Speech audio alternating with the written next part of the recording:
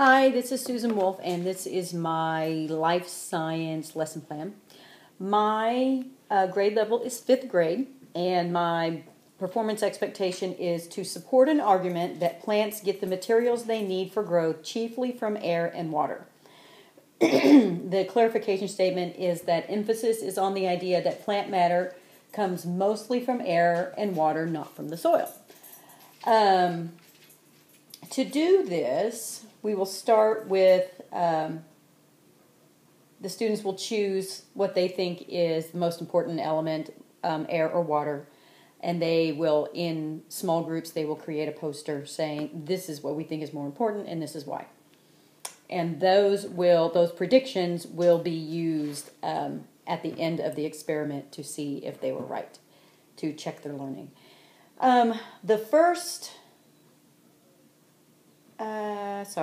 activity will be the posters and the cards. The second one will actually take about 3 weeks, and it involves plants. The plants will already be sprouted.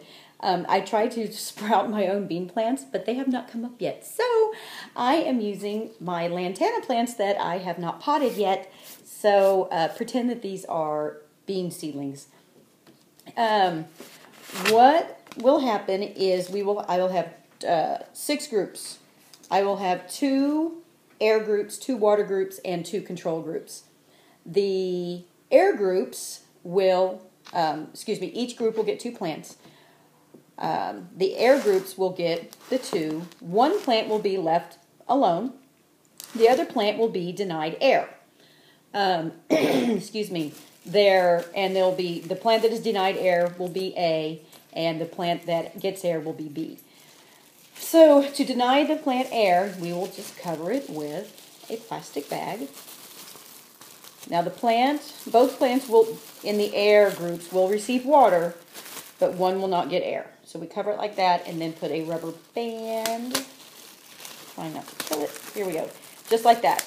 They'll be set in a sunny window and allowed to grow. They will be watered. We'll open it up like that, water it, put it right back down.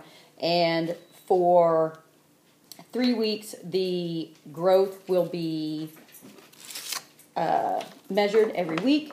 It will be photographed. We'll get into that. That is the air group. The water group will be very similar. 2 water groups. Each group will get 2 plants. One plant will be watered as usual. The other plant will not be watered. And they will track their progress, measure every week, so on and so forth. Then we will have the control groups. The 2 control groups will each get 2 plants. One plant will have air and water. The other plant will get neither. So we'll be able to see from the 3 groups I just marked on my glasses. Is air more important? Is water more important? And with the control group, we'll be able to see, well, maybe air and water don't make any difference. Maybe both plants thrive. So the teams will be charged with keeping track of, setting up the experiment, which is to label the plants A and B. If they're air, they have to put on the plastic bag. They have to assign duties to different team members, things like that. All right, I'm scrolling down on my lesson plan to make sure I get it all. And after the 3 weeks, they will see what happened, basically. They will see whether their initial thoughts of air or water being more important were true based on the results of their plants and the results of the other team's plants. They will write a conclusion as to what happened. They will also prepare a PowerPoint or Google Slides presentation that includes the photos that they have taken along the way of the procedures they went through, all the measuring of the plants to see if they grew. They will have to keep track of whether they watered on time. Everything will be tracked. And then at the end of 3 weeks, they'll see which element is more important, air or water, whether they're both really important, or if neither one is important.